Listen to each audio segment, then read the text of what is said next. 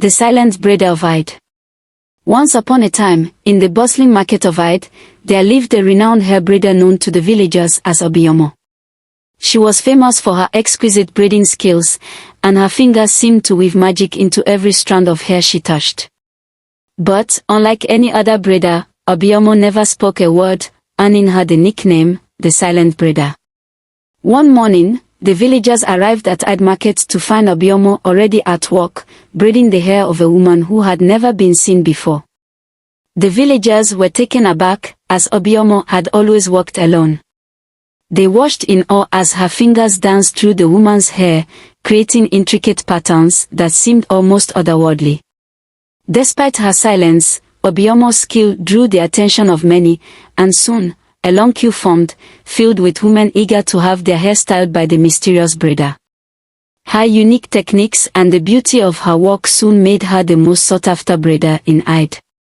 The other hair braiders in the village watched with growing jealousy and suspicion as their once loyal customers flocked to Obiomo's corner. Among the envious braiders was Oleyemi, a woman known for her fiery temper and fierce determination. Unable to bear the sight of her dwindling clientele, Oleyemi decided to uncover the secret of Obiomo's sudden popularity. One evening, she hid behind a store, determined to follow Obiomo home once the market closed. However, after hours of waiting, Oleyemi's fatigue got the better of her, and she dozed off. When she awoke, the market was empty, and Obiomo had vanished into the night. Frustrated but undeterred, Oleyemi vowed to try again. That night, Oleyemi had a disturbing dream. She saw Obiomo standing in a dark, shadowy forest, surrounded by caged figures who were crying out in anguish. To her horror, Oleyemi recognized the faces of the villagers who had recently had their hair braided by the silent braider. She woke up drenched in sweat, the echoes of their cries still ringing in her ears. The following day, Oleyemi arrived at the market to find the usual long queue waiting for Obiomo. She felt an urgent need to warn the women, but when she approached them, they dismissed her concerns as mere jealousy. Hurt and confused, Oleyemi withdrew, wondering if her dream had been a figment of her imagination. Just as she was about to leave the market, a young woman named Adoni arrived. Adoni was new to Ide and had been directed to the market in search of a good braider. Curious about the long queue, she decided to wait her turn, despite the strangeness of the situation. When Adoni's turn finally came, she sat down in Obiomo's chair. As the silent braider began her work, Adoni felt a wave of drowsiness wash over her, and she drifted into a deep sleep. In her dream, she found herself being dragged into a dark cage by Obiomo. Terrified, she struggled and managed to break free, running past numerous caged villagers before she awoke with a start.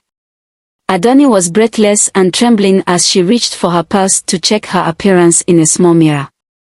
To her horror, she saw a monstrous figure standing behind her reflection.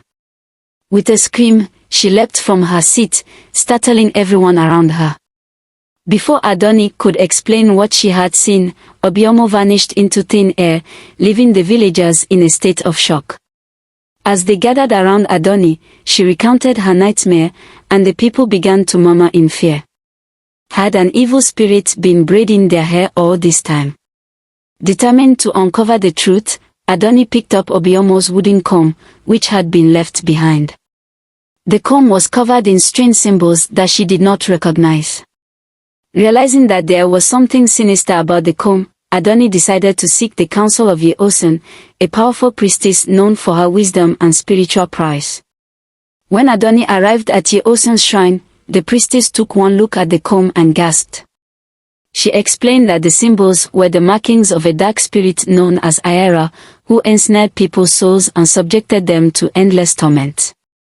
Ye-Osun revealed that anyone whose hair had been touched by the cursed comb was doomed to a life of misery and suffering.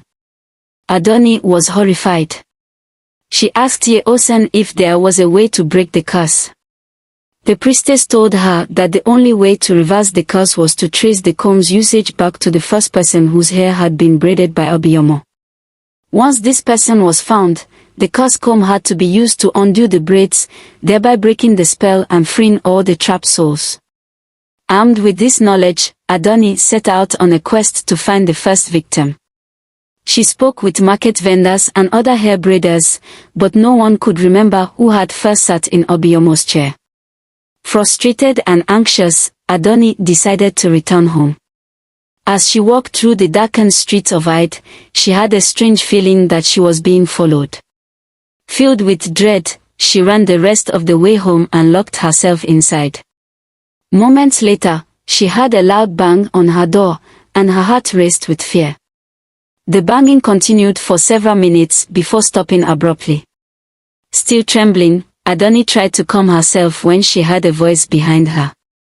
She turned and saw a pale, sorrowful-looking woman standing in her room. "Who are you, and how did you get in here?" Adoni asked, her voice shaking. The woman introduced herself as Ajoke and explained that she had entered through an open window. Ajoke revealed that she was the first person to have her hair braided by Obiyomo and that her life had been plagued with misfortune ever since. Her children had fallen ill and died, her husband had abandoned her, and she had become a pariah in the village, believed to be cursed. Adoni was overjoyed to have found Ajoke and convinced her to accompany her to Yeosen's shrine. When they arrived, the priestess immediately recognized the gravity of the situation. She took the cursed comb and began to loosen Ajoke's braids, reciting powerful incantations as she walked. With each stroke of the comb, the room grew darker, and an ominous presence filled the air. The evil spirit Ayara appeared, shrieking in pain and fury as Yeosen continued her walk. The villagers, who had followed Adoni and Ajoke to the shrine, watched in awe and fear. Finally, with a last, desperate howl, Ayara dissipated into nothingness, and the darkness lifted. Yeosen finished loosening Ajoke's braids and declared that the curse had been broken. The trapped souls were freed, and the villagers rejoiced. The market of Ide, once shrouded in fear and misery, was now filled with joy and celebration. The other hair braiders, who had been overshadowed by Obiyomo, regained their customers, and peace was restored to the village. Adoni had learned a valuable lesson: blindly following trends without understanding their origins can lead to unforeseen dangers.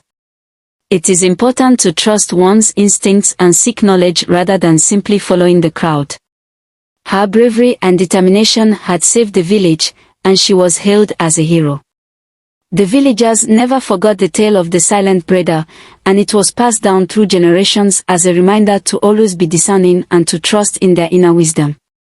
And so, the market of Ide thrived, filled with laughter, stories, and the beautiful art of braiding hair, free from the shadows of the past. I hope you enjoyed the story. Please feel free to share, like, and leave a comment. Your support helps us grow our channel. See you in our next story.